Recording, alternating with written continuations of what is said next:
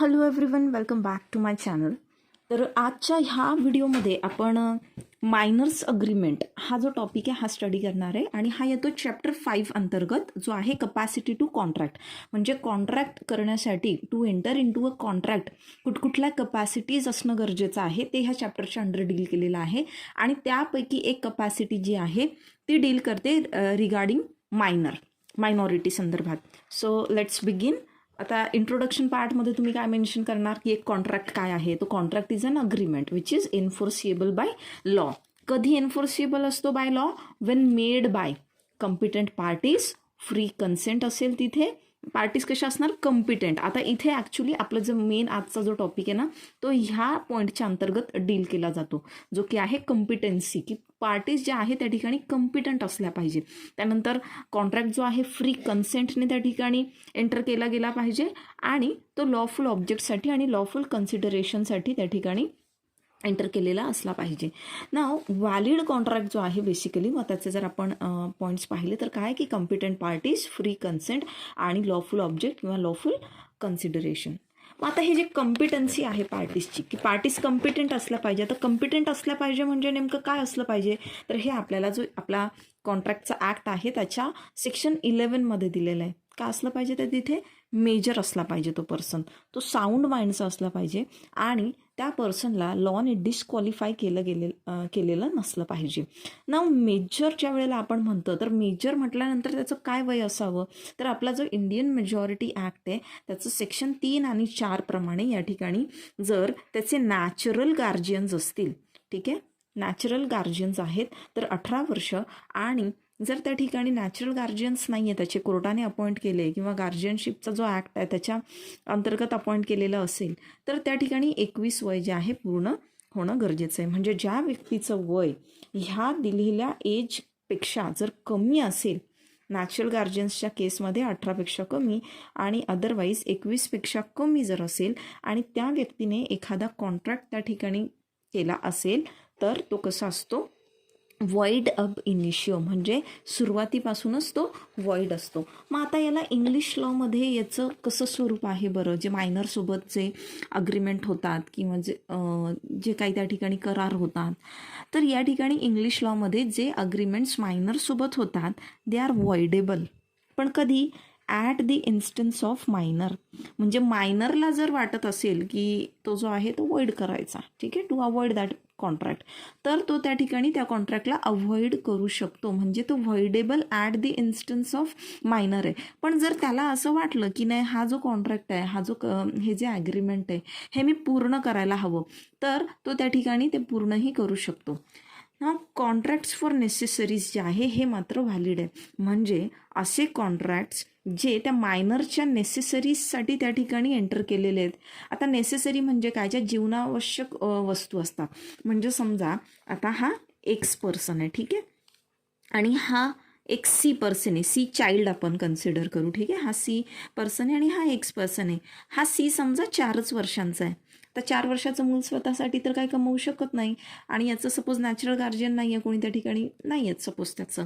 मग ह्या एक्स पर्सनने ह्या सीला काय केलं? त्याच्यासाठी एज्युकेशन करता किंवा त्याचं जे काही खाणं पिणं असेल, त्याचा कपडा लत्ता असेल, हा सगळा खर्च जो आहे ह्या एक्सने याचा केलेला आहे. मग तो एक्स जो आहे त्याच्या नेसेसरीजवर, म्हणजे मायनरच्या नेसेसरीजवर जे खर्च करतो त्या संदर्भातचे जे कॉन्ट्रॅक्ट्स असतात तर ते कसे असतात? ते व्हॅलिड असतात. म्हणजे त्या ठिकाणी जेव्हा जीवनावश्यक वस्तूंसाठी तुम्ही खर्च केलेला असतो, काही एक्सपेंडिचर केलेला असतो आणि त्याकरता जर कॉन्ट्रॅक्ट असेल त्या ठिकाणी तर तो कॉन्ट्रॅक्ट व्हॅलिड असतो. म्हणजे हा जो मायनर आहे हा उद्याला मोठा झाल्यानंतर he is bound to pay back that ex that particular amount. Indian लॉमध्ये काय सीन आहे याचा? इंडियन लॉमध्ये हे वॉइड अब इनिशियो असतात. मायनरसोबत केलेले कुठलेही करार, कुठलंही अग्रीमेंट ते सुरुवातीपासूनच कसं असतं? वॉइड असतो. वॉइड अब इनिशियो म्हणजे सुरुवातीपासूनच वॉइड. मग याच्यासाठी एक लँडमार्क केस आहे आपल्याकडे आणि ती आहे मोहरी बीबी वर्सेस धर्मदास घोष. आता ही जी केस आहे ना याच्यामध्ये एक मायनर होता ज्याचं नाव होतं धर्मदास घोष. आता हा मायनर जो आहे याची काही प्रॉपर्टी होती, ठीक आहे, आणि तो त्याची प्रॉपर्टी जी आहे तो मॉर्गेज करू इच्छित होता. त्याला ॲक्च्युली 20,000 रुपये हवे होते.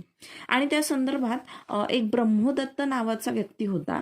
त्या ब्रह्मोदत्तसोबत त्याचं जे आहे ट्रान्झॅक्शन चालू होतं, म्हणजे त्यांचं बोलणं वगैरे जे आहे ते चालू होतं. त्यांचं डील जी आहे बेसिकली, ती डील जी आहे ती चालू होती. आता हा ब्रह्मोदत्त कोण होता? हा होता मनी लेंडर. कलकत्त्यामधला हा एक मनी लेंडर होता. आता हा जो मनी लेंडर होता याचं ॲक्च्युली वास्तविक याचं जे काम आहे कलकत्त्यामध्ये, तो हा केदारनाथ बघत होता. हा कारण की बाहेरगावी असायचा आणि त्यामुळे हा जो केदारनाथ आहे हा ब्रह्मोदत्तचा बिझनेस जो आहे मनी लेंडिंगचा तो बघायचा. मग आता इथे धर्मदासला त्याची प्रॉपर्टी जी आहे मॉर्गेज करायची होती आणि यांच्यामध्ये तसं जे आहे बोलणं वगैरे चालू होतं. याची खबर पडली धर्मदासची जी आई होती ना तिला. मग आता धर्मदासची जी आई आहे, मीन्स धर्मदास घोषची जी मदर आहे, what she did, she wrote a letter. तिने लेटर लिहिलं की बाबा धर्मदास घोष जो आहे ही इज अ मायनर, तो मायनर आहे, तो अजून मेजर नाही आणि त्यामुळे तो ती प्रॉपर्टी जी आहे ती मॉर्गेज करू शकत नाही. तुम्ही त्याची प्रॉपर्टी जी आहे मॉर्गेज करू शकत नाही. हे लेटर कोणाला लिहिलं? तर हा जो केदारनाथ होता ना, जो ब्रह्मोदासचा बिझनेस बघत होता, त्याला लिहिलं. आणि हे लेटर किती तारखेला लिहिलं? 15 जुलै 1895, 15 जुलै 1895. आता तरीसुद्धा हे पत्र याला दिलेलं असताना सुद्धा या ठिकाणी 20 जुलै 1895 ह्या दिवसाला काय झालं? मॉर्गेज डीड जी आहे ती एक्झिक्यूट झाली. ठीक आहे. ब्रह्मोदत्तच्या फेवरमध्ये इथे केदारनाथने काय केलं आहे? ब्रह्मोदत्तच्या फेवरमध्ये आणि ब्रह्मोदत्तच्या ऑन बिहाफ या ठिकाणी एक डीड जी आहे ती एक्झिक्यूट झाली. हा जो धर्मदास होता ना, धर्मदासची प्रॉपर्टी जी आहे ही मॉर्गेज करण्यात आली ब्रह्मोदत्तकडे. मग आता इथे पुढे 10 सप्टेंबर 1895. मग इथे काय होतं की हे जे दोघं आहेत ना, हे दोघं Dharmadas Ghosh and his mother, what they did, they filed a suit for cancellation of that mortgage deed. ही जी मॉर्गेज डीड या ठिकाणी झालेली होती, एक्झिक्यूट झालेली होती, ती कॅन्सल करण्यात यावी याकरता सूट जो आहे तो फाईल करण्यात आला. मग कोर्टाने निकाल जो आहे तो धर्मदासच्या बाजूने दिला. मग त्याच्या विरुद्ध त्यांनी अपील केली. अपीलमध्ये हायकोर्टाने सुद्धा धर्मदासच्या बाजूने निकाल लावला. मग पुढे त्या ठिकाणी फायनल अपील जे आहे ते प्रिव्ही काउन्सिलमध्ये झालं आणि प्रिव्ही काउन्सिलमध्ये त्या ठिकाणी जजमेंट आलं, जी एक ऑर्डर त्या ठिकाणी आली आणि काही प्रिन्सिपल्स त्या ठिकाणी लेट करण्यात आले. कोणी दिलं होतं हे जजमेंट? Sir Ford north. तर सर फोर्ड नॉर्थ जो होता त्याने काय सांगितलं त्या ठिकाणी की आपला जो इंडियन कॉन्ट्रॅक्ट ॲक्ट आहे त्याचा सेक्शन 10 आणि 11 हा क्लिअरली सांगतो की इन्फंट्स आर इनकॉम्पिटंट, की ह्याच्या प्रोव्हिजननुसार जे इन्फंट्स आहेत म्हणजेच जे मेजर नाही आहेत, जे मायनर आहेत, ते इनकम्पिटंट आहे, ते कॉन्ट्रॅक्ट करूच शकत नाही, त्यांच्यासोबत कॉन्ट्रॅक्ट तुम्ही करूच शकत नाही. मग इस्टॉपल या ठिकाणी अप्लाय होतो का? इस्टॉपल म्हणजे काय? आता आपण लहानपणी लपाछुपी खेळायचो बघा, आणि ज्याच्यावर राज्य आहे त्याने जर तुम्हाला बघितलं तुम्ही कुठेतरी लपलेला आणि तो काय म्हणायचा? इस्टॉप. तो इस्टॉप म्हटला की आपल्याला पुन्हा जाऊन लपता येत नव्हतं. म्हणजे आपण जी ॲक्शन केली आहे ती ॲक्शन आपल्याला अंडू करता येत नाही. तर इथे इस्टॉपलचा अर्थ हाच होतो की तुम्ही जे आधी बोललेले आहात त्याच्या तुम्हाला विपरीत नंतर करता येत नाही.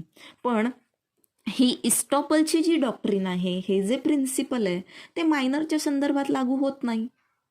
म्हणजे या ठिकाणी मायनरने जर आधी कॉन्ट्रॅक्ट केलेला असेल आणि नंतर तो कॉन्ट्रॅक्ट जे आहे म्हणजे रिव्होक करू बघतो आता इथे ह्या केसमध्ये ना, तर तुम्ही त्याला असं नाही म्हणू शकत की तुम्ही डॉक्ट्रिन ऑफ इस्टॉपलनुसार या ठिकाणी यू आर बिंग स्टॉप्ड, म्हणजे तुम्ही आता जो शब्द दिला आहे तो मागे घेऊ शकत नाही.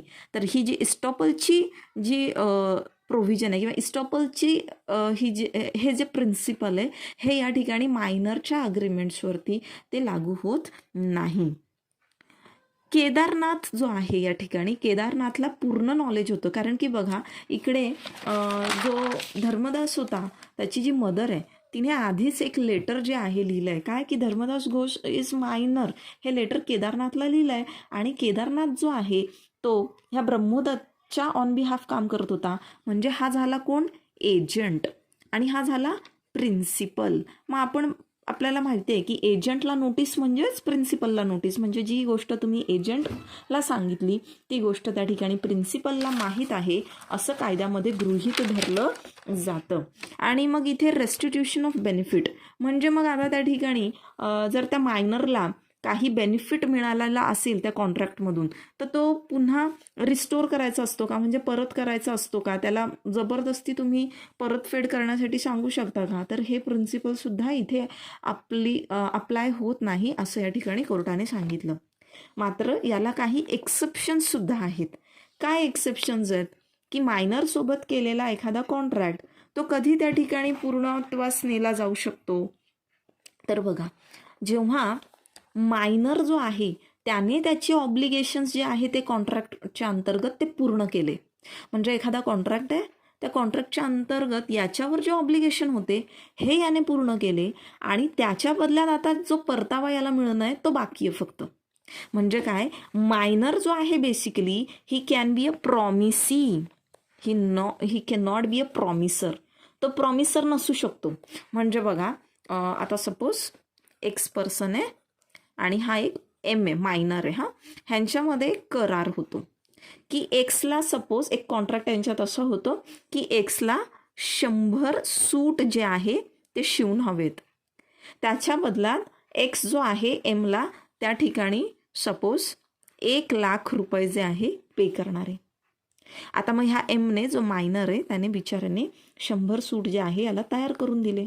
आणि मग नंतर हा जर म्हटला की अरे हा तर मायनरसोबत कॉन्ट्रॅक्ट होता, हा तर वॉइड अब इनिशियो आहे, मग मी काय कॉन्ट्रॅक्ट फुलफिल करत नाही.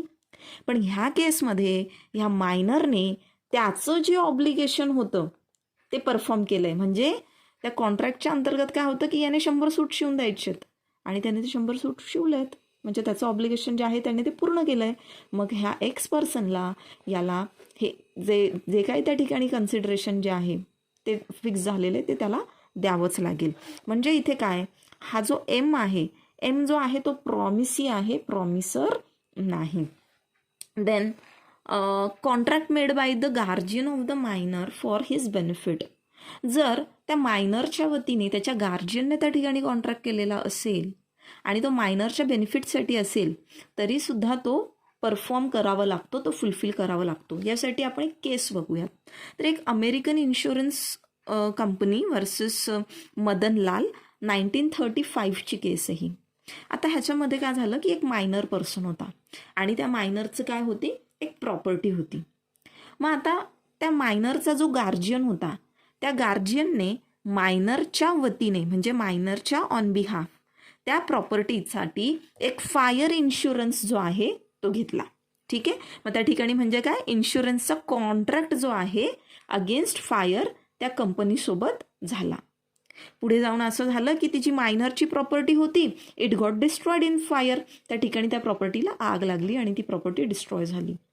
मग इथं कंपनीने रिफ्यूज केलं पे करायला की आम्ही इन्शुरन्स देणार नाही. का, कारण की जो प्लेंटिफ आहे इथे तो मायनर आहे. मग कोर्टाने हे कंटेन्शन रिजेक्ट केलं. कोर्ट सरळ सरळ काय म्हटलं की हा जो कॉन्ट्रॅक्ट या ठिकाणी झालेला आहे तो मायनरच्या ऑन बिहाफ त्याच्या गार्जियनने केला आहे आणि तो मायनरच्या बेनिफिटसाठी केलेला आहे. त्यामुळे हा कॉन्ट्रॅक्ट या ठिकाणी व्हॅलिड असणार आहे. Next is ratification of minor's agreement. Ratification म्हणजे काय, आता सपोज हा मायनर जो आहे, आज मायनर आहे, याने एक कॉन्ट्रॅक्ट केला, पुढे जाऊन हा मेजर झाला. मग मेजर झाल्यानंतर हा जो आहे हा कॉन्ट्रॅक्ट हा रॅटिफाय करू शकतो का, म्हणजे ह्या कॉन्ट्रॅक्टमध्ये जसं काही दिलं आहे तो कॉन्ट्रॅक्ट ह्याच्यावर बांधील असेल का, तर हा कॉन्ट्रॅक्ट ह्याच्यावर बांधील नसणार आहे. Next partner. मायनर जो आहे एखाद्या पार्टनरशिप फर्ममध्ये त्या ठिकाणी एखादा पार्टनर असू शकतो का, तर no, a minor can not be a partner in a partnership firm but he can be admitted to the benefits of the partnership. म्हणजे त्या पार्टनरशिपमधनं येणारे जे बेनिफिट्स असतात ते त्याला दिले जाऊ शकतात, पण तो पार्टनर नसू शकतो. So this was all about the minor, म्हणजे जे मायनरचे अग्रीमेंट्स असतात त्या संदर्भात जेव्हा तुम्हाला प्रश्न विचारला जाईल, so you have to explain all this.